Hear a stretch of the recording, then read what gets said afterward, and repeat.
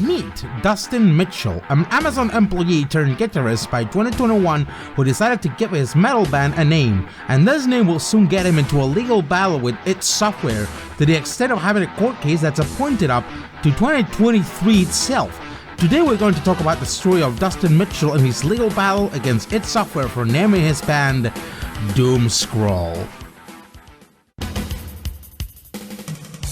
Dustin Mitchell, a man from Dallas, Texas, was a guy who worked at Amazon by that time, was forming a soloist metal band called Doomscroll in 2021. The name came to him a little over a year ago during a mid-pandemic when coming across an article about a woman in Arizona who completely lost her mind and destroyed goods in a Target store. According to his own words, "All I did all day is doomscroll." The word doomscroll resonated heavily with him. Doomscrolling is a commonly used term online to refer to scrolling through a barrage of bad news on social media like Twitter, Facebook, or Instagram, usually feeding on someone's depressive mood or sadness. Mitchell had a bit of experience playing as a singer and musician on metal tribute bands such as Blizzard of Oz or Maiden Time, and was currently head of an Alice in Chains tribute band, Go Ask Alice. He's still writing a few tracks, created a Facebook page, and filed the name of the band with the US Patent and Trademark Office.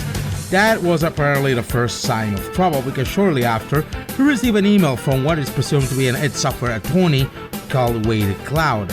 My law firm represents id Software LLC, which owns the video game Doom and related registered trademarks including Doom, Final Doom, Doom 2, and several other registered trademarks. Today is the deadline for my client to oppose your pending application to register Doomscroll. This obviously should stop Mitchell's plans for forming a metal band with that name.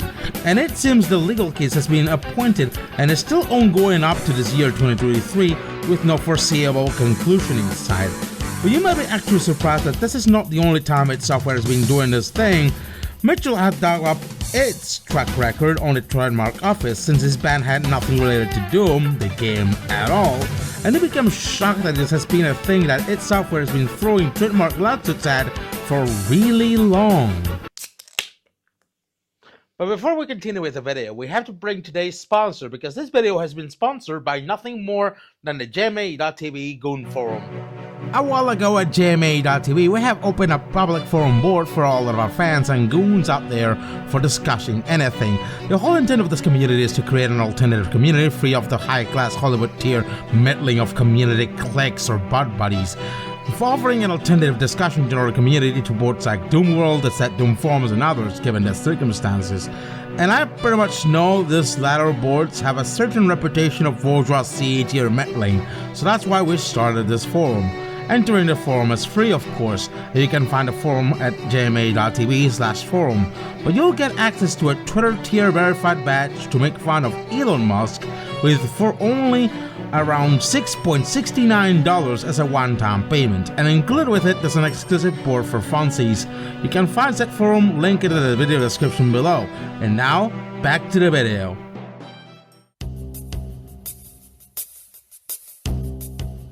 The Doom trademark was filed by id Software back in 1992, and with that it seems id Software had since the 90s a track record of legally pursuing charges against anyone even using the word Doom as part of any other trademark, as well as other words such as id, quake, or rage. One of the earliest cases of id Software filing such a dispute was against DreamWorks Animation for attempting to file a trademark called Doom Syndicate back in February 2010. This was obviously related to the movie Megamind from DreamWorks, as it was originally going to appear in said movie as other villains in it for Metro Man, but were removed presumably to have less story arcs. This was very much hard to believe because again it seemed that according to the Trademark Office's listings, id Software has filed a legal dispute over said name. There's even a plethora of legal documents backing this up on the US Patent and Trademark Office website. This, of course, did little to affect the production of the actual Megamind movie, save for some licensed games for the movie published by THQ, presumably.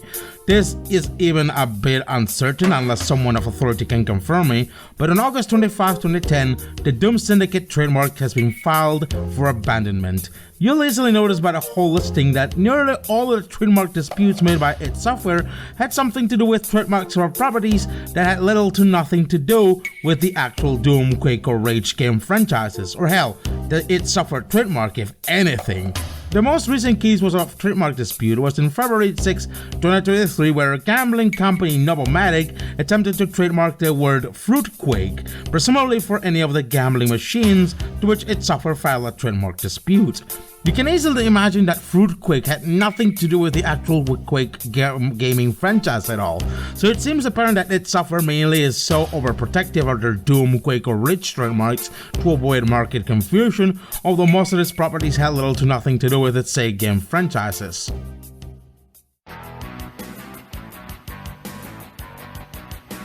So that leaves us with the topic of this video, Dustin Mitchell's Doomscroll legal case.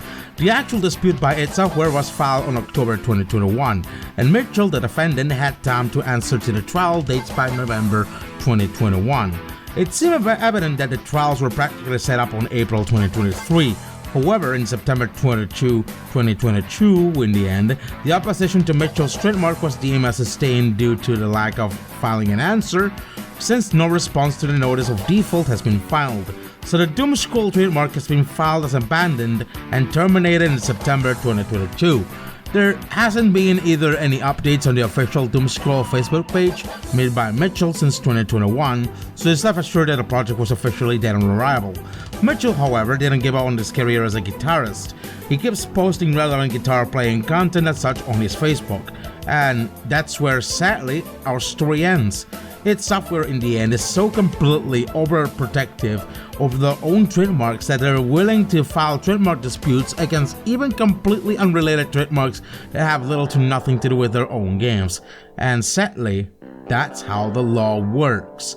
This lawsuit of sorts has killed a metal band project, but speaking of killing Doom related projects, even in name, you can hear about the story of Lilith.pk3, the Doom mod that nearly killed the GZ Doom source port. Click the thumbnail on the screen to know more.